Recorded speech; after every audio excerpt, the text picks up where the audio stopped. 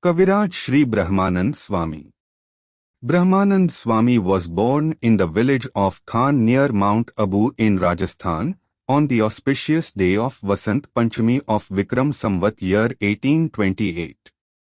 He was born in the Charan caste of father Shambhadan and mother Laluba. Once Ladudan went to the local king's palace, and there he sang a few poems praising the king and his virtues.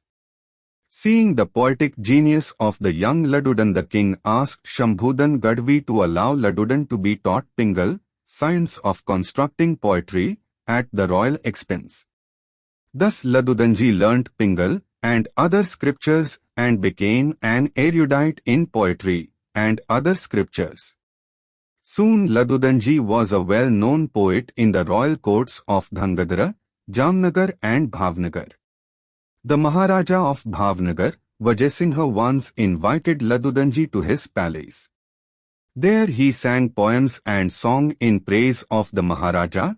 The Maharaja was very pleased and told one of his ministers to reward Ladudanj with gold ornaments, so many that he gets covered in gold. An artisan came to take measurements of Ladudanji's body to make ornaments for him. The artisan was a devotee of Bhagwan Swaminarayan. He suggested that Ladudanji go to Gadhada and meet with the Lord Almighty himself.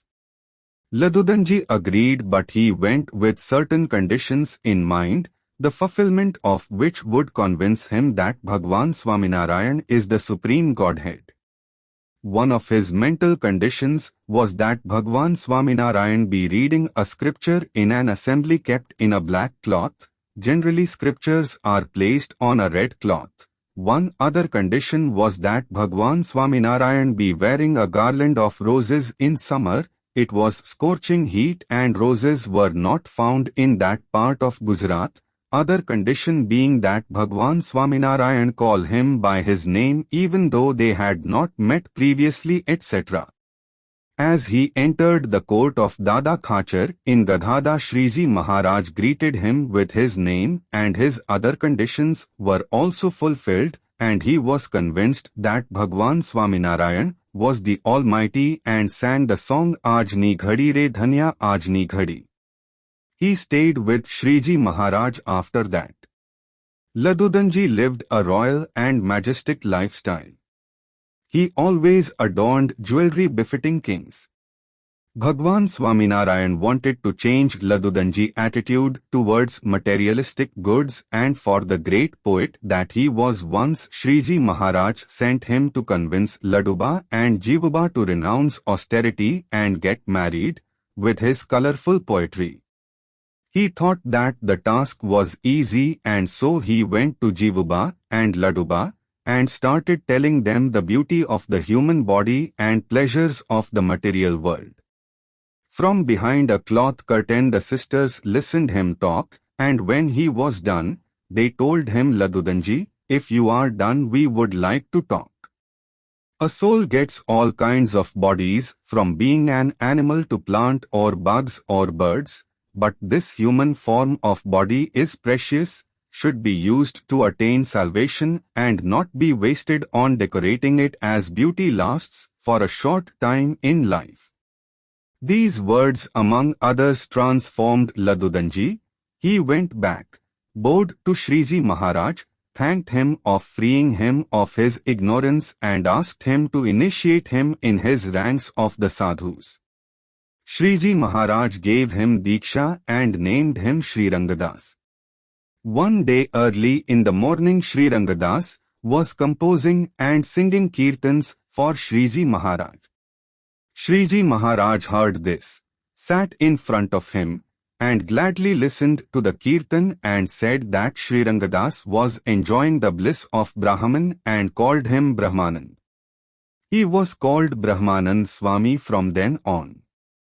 Brahmanand Swami had a good sense of humor and used to amuse Shriji Maharaj with his wit whenever the opportunity was there. His devotion and love for Shriji Maharaj was that of a true friend. He is widely known as the Sakha, friend, of Bhagwan Swaminarayan. His friendship was not merely for the sake of it.